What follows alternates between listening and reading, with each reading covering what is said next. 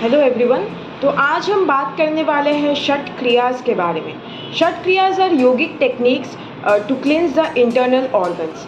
षट क्रिया से हमें क्या पता चलता है? षट यानी कि 6, क्रियाज यानी कि एक्शन, यानी कि 6 मतलब कर्म बोल सकते हैं हम इसको, षट कर्म भी बोलते हैं षट क्रिया को। तो इसका एम क्या है? मेन एम इसका है to cleanse the internal organs. Second है टू क्रिएट हार्मोनी और balance between our Ida and Pingala नाड़ी। ये ईरा और पिंगला नाड़ी के बीच में एक सामंजस्य रेडी करने के लिए एक बैलेंस जो है क्रिएट करने का काम जो है ये षट कर्म या फिर षट क्रिया जो है ये करती है। थर्ड है to attain physical and mental purification और फोर्थ है to attain physical and mental balance. हमारे फिजिकल और मेंटल प्यूरिफिकेशन के लिए हम इसको यूज़ करते हैं, हम इसको कर सकते हैं, और फिजिकल और मेंटल बैलेंस क्रिएट करने के लिए भी हम षटकर्म को करते हैं। तो षटकर्म बेसिकली होता क्या है? षटकर्म 6 क्रियाओं को बोलते हैं। पहला जो क्रिया या फिर कर्म है वो है नेति, सेकंड है धोती, थर्ड है बस्ती, फोर्थ है नौली, फिफ्थ है कपालभाति और सिक्स्थ है त्राटक क्रिया।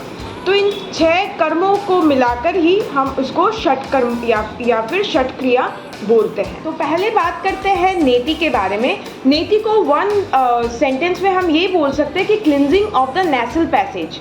हमारे ये नेसल पैसेज को क्लींस करने का काम ही नेति क्रिया जो है करता है। तो नेति एक्चुअली 2 प्रकार के होते हैं। पहला होता है जल नेति और दूसरा होता है सूत्र नेति।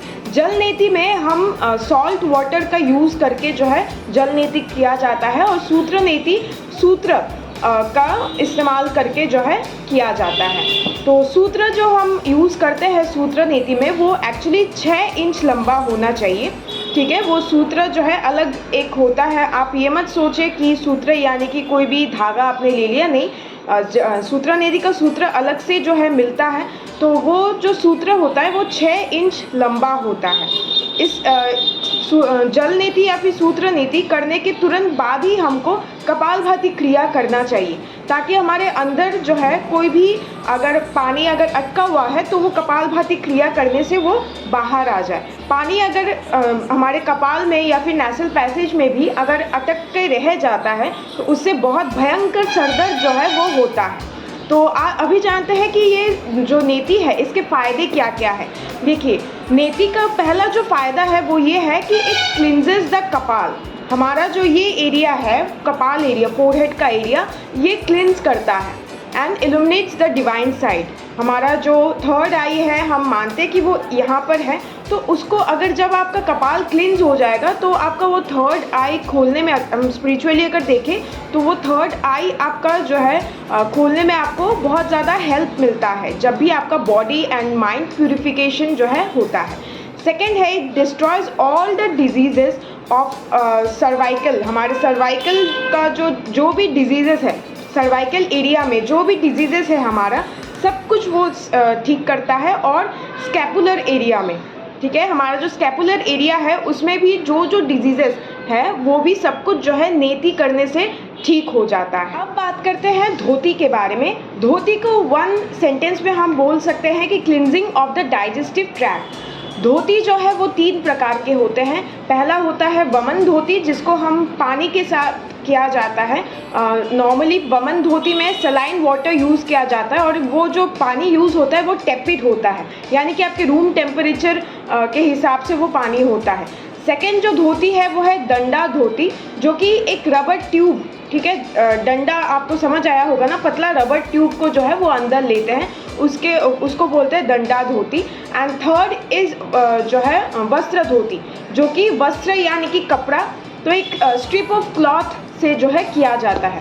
तो वस्त्र धोती जिससे हम करते हैं ना, एक स्ट्रिप ऑफ क्लॉथ, उसका जो साइज़ होता है वो 3 इंचेस वाइड होता है। ठीक है, यानी कि विड्थ में उसका साइज़ है 3 इंचेस और लंबाई में उसका साइज़ है 15 हाथ लंबा। ठीक है, हम ऐसे करके जब नापते हैं ना तो वो 15 हाथ लंबा होता है। और उस कपड़े को यूज़ करने से पहले जो है हम गर्म पानी में उसको सोक करके रखते हैं, उसको मॉइस्चर अप करते हैं ताकि हमको निगलने में वो आसानी हो। ठीक है, वस्त्र धोती कैसे करते हैं कि आपको वो कपड़ा निगलना होता है, पूरा आपके स्टमक तक उसको ले जाना होता है और फिर उसको धीरे धीरे वापस जो है आपको मूल के रास्ते से ही वापस निकालना होता है। ठीक है, तो ये धोती का जो बेनिफिट्स है वो कुछ इस तरीके से हैं कि धोती करने से हमारे कफ रिलेटेड प्रॉब्लम्स है वो सही होता है, अस्थमा का प्रॉब्लम ठीक होता है, लेप्रोसी का प्रॉब्लम ठीक होता है, जो स्प्लिन एनलार्जमेंट हो जाता है वो भी ठीक होता है, और 20 तरीके के ऐसे डिजीजेस ठीक होते हैं जो कि कफ दोष बढ़ने के कारण लोगों को होते हैं। हमारे शरीर में 3 तरीके के दोष है, वात, पित्त, कफ। तो धोती करने से जो कफ से जो उत्पन्न होते हैं ना, जो भी डिजीजेस, 20 तरीके के डिजीजेस कफ से उत्पन्न होते हैं, तो वो सारे डिजीजेस जो है धोती करने से आपको जो है उससे आपको क्योर जो है होता है, आपका वो डिजीज़ जो है क्योर होता है। नेक्स्ट बात करते हैं बस्ती के बारे में। बस्ती को जो है हम 1 सेंटेंस में यही बोल सकते हैं कि क्लिनजिंग ऑफ द कॉलन। ठीक है, मॉडर्न डे में बस्ती यानी कि एनिमा जो हम करते हैं ना अभी, एनिमा जो देते हैं उसी को जो है बस्ती पहले बोला जाता था। तो बस्ती भी 2 तरीके के होते हैं। पहला जो बस्ती है वो है जल बस्ती। जल बस्ती कैसे करते हैं कि आपको एक नाभि तक जल में खड़ा होना है। कोई भी वाटर सरफेस में नाभि तक आपका जल हो, ऐसे वाटर सरफेस में आपको खड़े होना है या फिर उत्कट आसन में बैठना है, और फिर एनस के रास्ते से आपको रबर का एक पतला पाइप आपको जो है एनस के रास्ते में रखना है, और फिर उसी पाइप से जो है आपको पानी अंदर लेते रहना है। ठीक है, उद्यान बंद करके। तो उद्यान बंद ऐसे होता है ना, आप पेट को सिकुड़ते हो और जो है एक्सपैंड करते हो, तो वही चीज़ आपको जो है करते रहना है। तो ऐसे करने से क्या होगा कि वो जो पाइप अपने एनस के रास्ते में रखा है, उसी पाइप से आपके नीचे के रास्ते से जो है पानी ऊपर आएगा, आपके कॉलन को पूरा साफ करेगा, और फिर वही पानी जो है आपको जो है वापस अपने बॉडी से निकाल देना है। इसी को बोलते हैं जल बस्ती। अभी सेकंड है स्थल बस्ती। स्थल बस्ती में क्या है कि पानी के रिप्लेसमेंट में आपको हवा को अंदर लेना है। Sucking of air in body without any catheter और ट्यूब।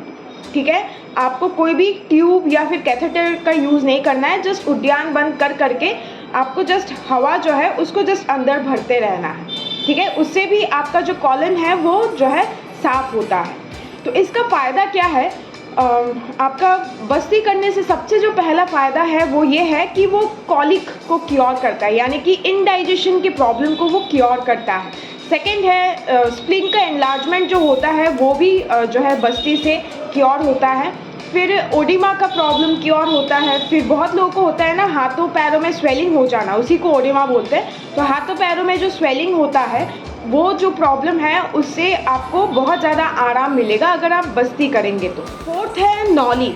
नॉली यानी कि मसाजिंग ऑफ द एब्डोमेन। ठीक है, नॉली एक्चुअली 4 प्रकार के होते हैं। पहला है वार्म नॉली, जिसमें आप अपने लेफ्ट साइड के मसल्स को कॉन्ट्रैक्ट करते हो। सेकंड इज़ मध्य नॉली, जिसमें आप अपने जो बीच के जो मसल्स है इसको कॉन्ट्रैक्ट करते हो। थर्ड इज़ दक्षिण नॉली, यानी कि राइट साइड के मसल्स को कॉन्ट्रैक्ट करते हो।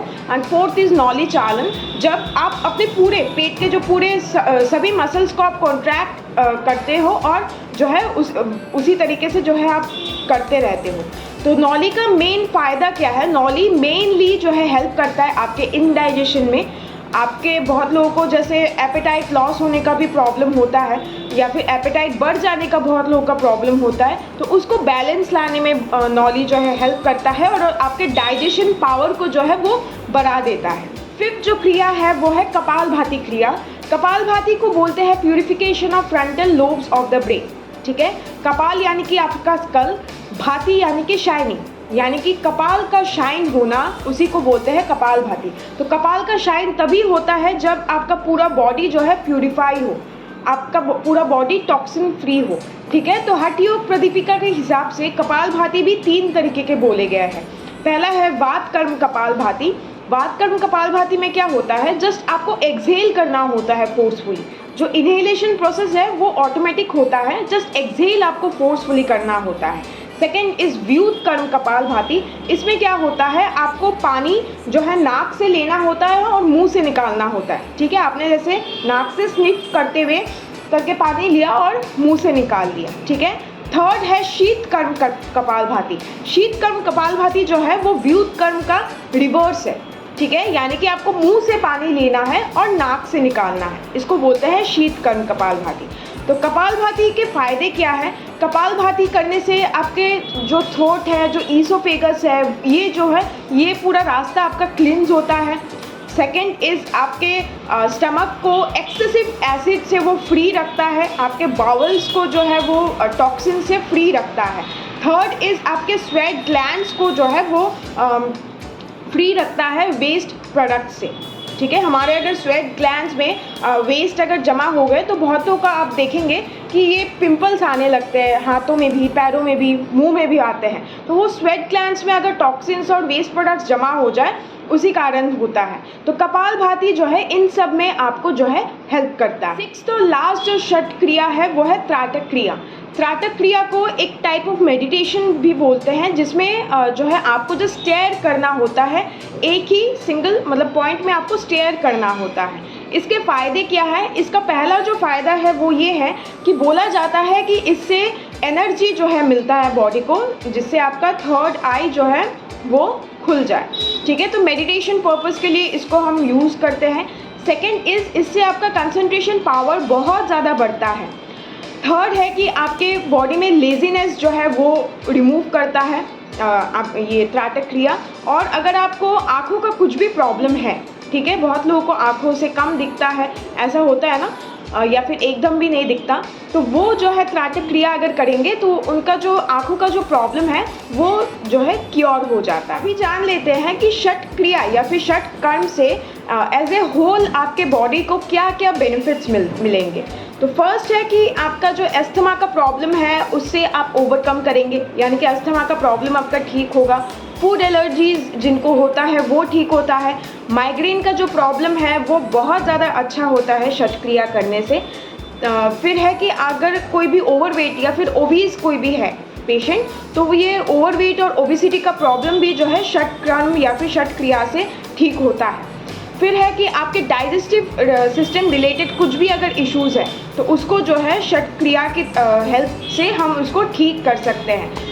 फिर है कि आपके बॉडी और माइंड में एक बैलेंस बना के रखने में जो है ये षट क्रिया, ये षट कर्म बहुत ज़्यादा हेल्पफुल है।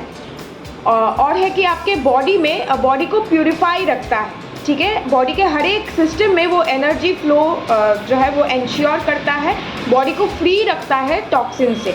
इससे क्या होता है, आपका वर्क करने का कैपेसिटी बढ़ता है, सोचने का कैपेसिटी बढ़ता है, डाइजेस्टिव पावर बढ़ता है, टेस्ट जो है बढ़ता है, फील और एक्सपीरियंस करने का जो कैपेसिटी है वो भी इंक्रीज़ होता है।